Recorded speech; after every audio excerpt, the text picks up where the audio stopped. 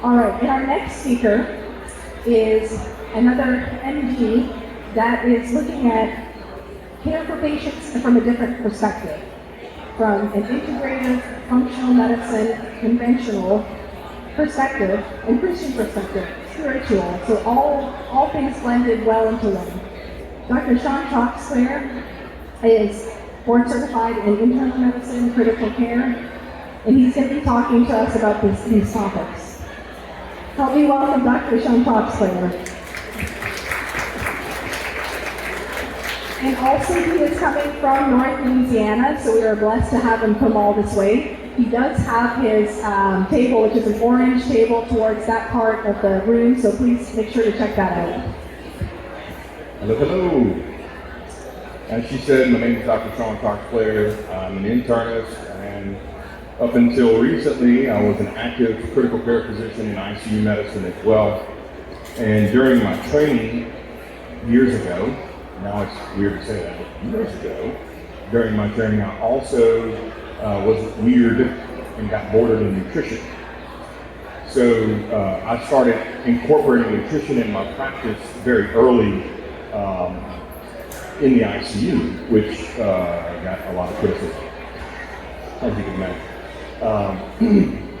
So where we are today, our landscape in medicine has changed dramatically. And those of us who wanted to think outside the box at all really got challenged very early on. So back in 2020, things changed dramatically for those of us in medicine who wanted to think outside the box at all. And we were challenged that maybe we were crazy. That was the big challenge.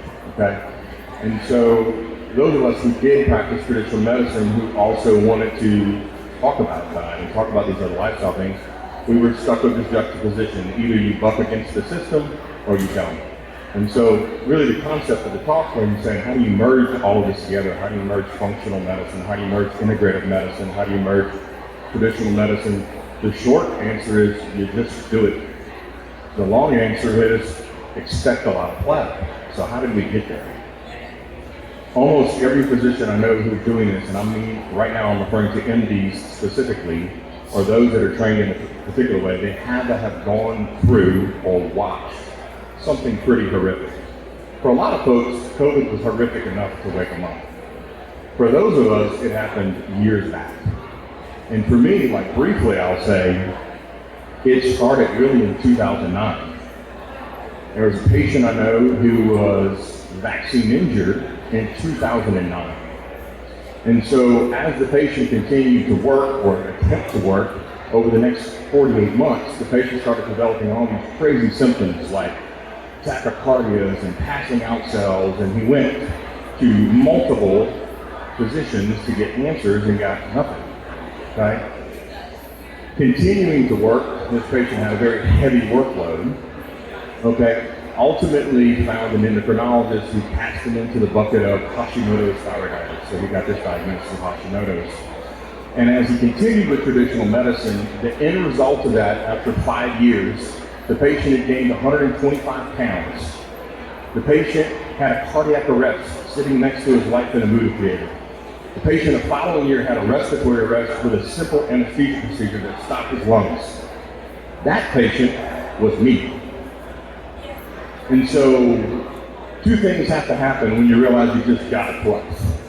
You either get with God, or you get out. I got with Jesus.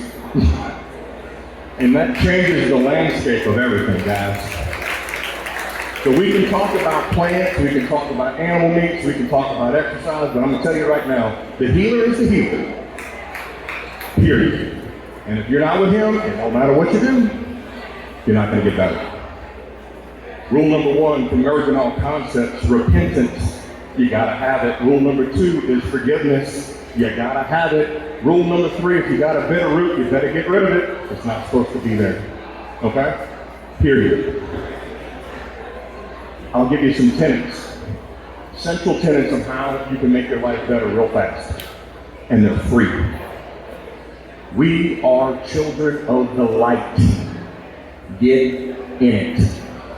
Natural sunlight is the key to a lot of health. If you want your mitochondria, which are the little powerhouses in my cells, to be happy, get in morning sunlight and get as much of it as you can on exposed skin. You need sunlight. And without it, you can't get healthy at all. I don't care what diet you're using, and I've got very strong opinions about what you should be doing with your diet, but any kind of traditional calorie restriction does not optimize the gut health if you don't have full spectrum sunlight. And last time I checked, going outside is free. Put your bare feet in the dirt. At the end of all of your enzymatic processes, you develop a positive charge. You need to discharge that just like a battery. And the earth is a big ball of negative ions. Get barefoot and get outside. Maybe do it when you got no shirt on in the morning sun. Just saying. If your neighbors allow, the skin exposure. Okay? Get cold. Ancestrally speaking, there was a great flood. And after that, there was a period of ice. Our ancestors lived through an ice age. And we are a bunch of modern pansies because we don't like the temperatures. Get cold. Get cold enough to shiver. And when you do, your cells can make cold shock proteins that raise your immune system.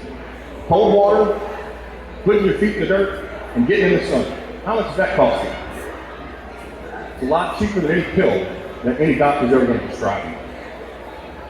Saying those things in the clinic makes the system that I work for make us not want to be in the system. Right? Because they don't like if I'm telling people, hey, maybe we should just get you better. Maybe with your diabetes, maybe I shouldn't have a goal of 7 for your hemoglobin A1C. Why not make your goal 4.8? Why not we reverse the disease and you no longer have diabetes? Oh, no. Let's not do that because then we lose the patient for life. And so then that was the juxtaposition for me. I'm sitting here going, here I am in the ICU. I'm working on really sick patients. How did they get sick enough to be here? Well, it wasn't from what happened last week. It was because their body was primed to be this sick for 45 years of dumping toxins in their body. How old are we supposed to be? Some would say the Bible tells us 120 years. Modern genetics tells us our telomeres say 120 years. So science and the Bible lined up and said you're supposed to be alive 120 years, and yet the worldwide population is dying in their 80s. How does that happen? Systemic toxification. We're ingesting it. We're being infused by it. We're being radiated by it. If we can't recognize that our environment is something that we have to rise above, we can't get well, right?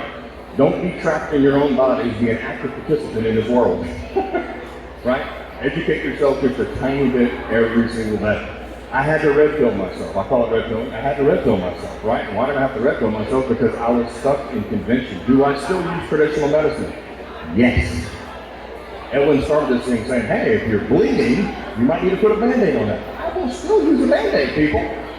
I still work in emergency rooms. I still treat gunshot wounds. I still put my finger in the hole when somebody's bleeding. I'm not going to stop doing that, okay? But when they're done with that, I'm going to tell them, hey, stop drinking Coke. Okay?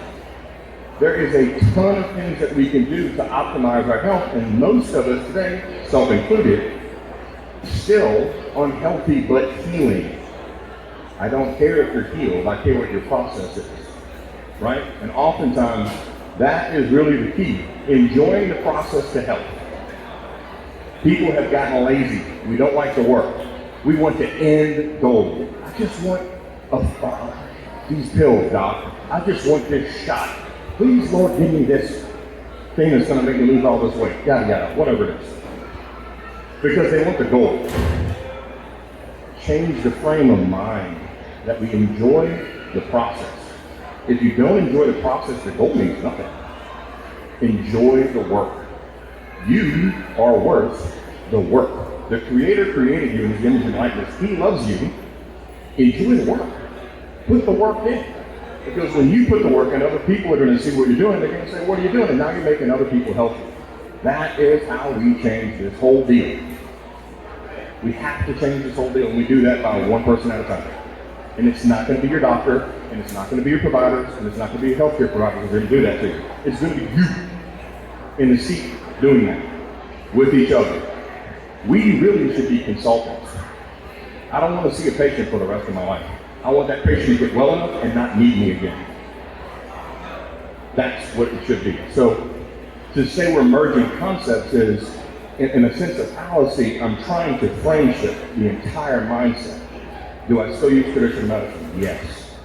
But I also believe that functional medicine, and integrative medicine, and orthopedic and Chinese medicine, all of these things have benefit. Do they have benefit all the time? No. Do they have benefit to certain populations? Yes. Do they have benefit sometimes? Yes. So why can't we then use our scientific minds that we went to school for all this time and read all this stuff and combine what we need, which is exactly what I try to do in my clinic. I refuse to get more certifications. That's just more ivory towers telling me what I'm supposed to do. I'm done with those. If there's great information out there, I can read it just like you can read it. We should all just read it. And then if you want to talk to me about it, come in the clinic and we'll visit. And we'll figure out a better plan for you, whether that merges traditional medicine or not. And oftentimes what we find is, when we have a merging of a plan, initially it looks a lot like, well, I'm on less medicine, I'm on some supplements, now he's got me moving around, and I've got to change the way I eat. Fast forward a year later, it's usually like, I'm on no medicine, I'm on a couple of supplements, and I feel pretty good. I'm like, great. And that's the goal. Getting people free from their lifestyle, if that makes any sense, free from their drugs, free from the prescriptions. We just need to be actually free. That's kind of what I try to do. So that's my clinic. We've started a clinic in Shreveport. I did this kind of as a response to the pandemic and the amount of patients I was getting and treating them. So I obviously was one of the guys who was willing to treat COVID, and I treated long COVID.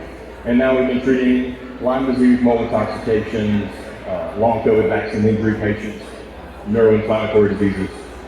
So it made more sense for us to start a functional life clinic on our own so that we can do so uninhibited. So thank you for your time.